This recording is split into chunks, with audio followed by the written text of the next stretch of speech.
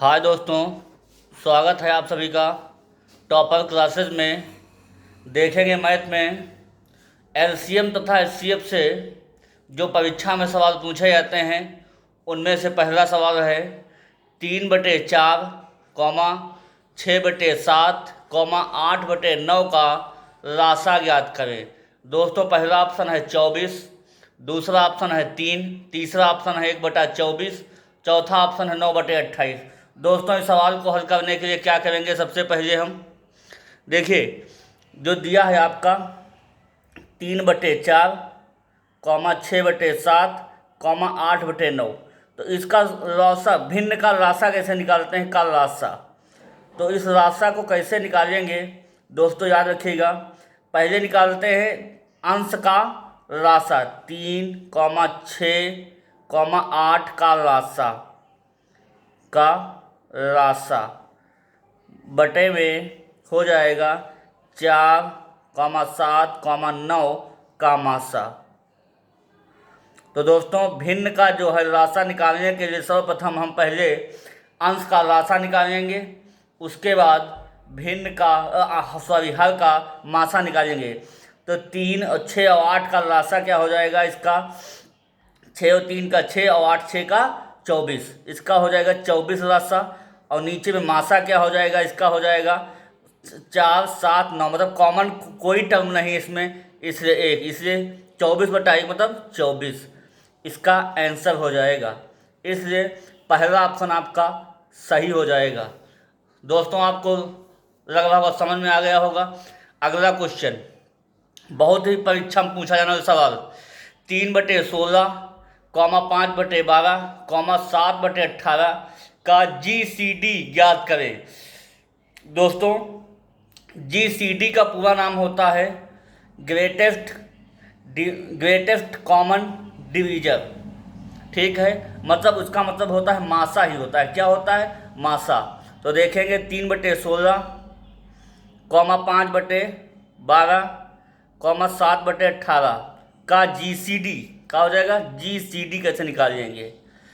तो दोस्तों देखेंगे 3, 5, 7 अंश का जीसीडी निकालेंगे, मतलब मासा अपान 16, 12, 18 का क्या निकालेंगे, राशा निकालेंगे। क्या निकालेंगे, राशा। समझ में आ गया होगा आप सभी के। तो 3, 5, 7 का जो है जीसीडी क्या हो जाएगा, इसमें से कोई कॉमन मिल रहा है, कुछ नहीं है, इसलिए 1 लिख लेंगे। 16, 12, 18 का राशा क्या हो जाएगा, इसमें से 16, 12, 18 का राशा हो जाएगा 144। क्या हो जाएगा, 144। इसलिए ऑप्शन कौन सा ही हो जाएगा, ऑप्शन नंबर पहला, दूसरा, तीसरा नहीं है, चौथा नहीं है, इसलिए ऑप्शन हो जाएगा पांचवा सही हो जाएगा, 1/44। ये परीक्षा में पूछा गया सवाल है, जीसीडी ज्ञात कीजिए। तो दोस्तों जीसीडी ज्ञात करने के पहले बिल्कुल मासा ही निकालते हैं, भिन्न का क्या निकालते हैं, मासा। इसलिए अंश का जीसीडी बटे हर का राशा हो जाएगा। अगला क्वेश्चन बहुत ही अच्छा सवाल है, 3/4 पूर्णांक 3/8, 2.1/2 और 6.1/4 का मासा ज्ञात करें। तो दोस्तों इस मिश्र भिन्न को साधारण भिन्न में बदलेंगे। 8 से 32, 3 35/8 हो जाएगा। कॉमा लगाइए, 2 दूनी 4, 1 5/2 हो जाएगा। कॉमा लगाइए, 6 चौक 24, 25/4 हो जाएगा। तो दोस्तों इसका जो है मासा कैसे निकालेंगे, क्या निकालना है, मासा। तो दोस्तों मासा निकालने के क्या करना पड़ेगा हमें, सर्वप्रथम अंश का मासा निकालेंगे। क्या निकालेंगे, अंश का मासा। 35, 5, 25 का मासा क्या हो जाएगा, मासा अपान में हो जाएगा। जो नीचे हर संख्या दी गई है 8, 2, 4 का क्या निकालेंगे, राशा निकालेंगे। क्या निकालेंगे, राशा। दोस्तों समझ में आ रहा होगा। तो 35, 5 और 25 का मासा क्या हो जाएगा, सब में 5 कॉमन मिल रहा है, इसलिए इसका मासा क्या हो जाएगा, 5, ठीक है। 8, 2, 4 का राशा क्या हो जाएगा, 8, इसलिए क्या हो जाएगा आंसर आप लोगों का 5/8 ये हमारा आंसर हो जाएगा, इसलिए ऑप्शन नंबर पहला आपका सही हो जाएगा। दोस्तों ऐसे सवालों के लिए, कंपटीशन में पूछे जाने वाले सवालों के लिए देखने के लिए टॉपर क्लासेस को लाइक एंड सब्सक्राइब करिए। अगला क्वेश्चन है, बहुत ही बढ़िया सवाल है। दो संख्याओं का मासा 15 तथा राशा 300 है। यदि उनमें से एक संख्या 60 हो तो दूसरी संख्या ज्ञात करें। जब ऐसा मामला हो, मासा भी दिया हो, राशा भी दिया हो, एक संख्या दी हो, दूसरी संख्या ज्ञात करनी हो, तो इस कंडीशन में हम क्या करेंगे? इस क्वेश्चन को बनाने के लिए सर्वप्रथम क्या करेंगे? हम इसका फार्मूला भी याद रखिएगा, राशा गुणे मासा, राशा गुणे मासा बराबर पहली संख्या गुणे में दूसरी संख्या। ये हम देखेंगे। तो राशा हमें क्या दिया गया है? 300। मासा कितना दिया गया है? 15। एक संख्या दी गई है 60, तो दूसरी संख्या मान लेते हैं कुछ नहीं दी गई है। ठीक है, इसको इधर ले जाते हैं। 60 गुना में दूसरी संख्या ज्ञात करनी है, बराबर 300 गुना में 15। दूसरी संख्या ज्ञात करने के लिए, सेकंड नंबर ज्ञात करने के लिए क्या करेंगे? 300 गुना में 15। इस 60 को इधर नीचे ले आते हैं, 0 से 0 कैंसिल, 6 कम 6, 6 पंचे 30। इसलिए सेकंड संख्या, दूसरी संख्या क्या हो जाएगी? 15 पछे 75। ये हमारा सही जवाब हो जाएगा। ये सब सवाल परीक्षा में पूछे गए हैं। ऐसे सवालों को देखने के लिए टॉपर्स क्लासेस को ज्वाइन करिए, दूसरी संख्या हो जाएगी।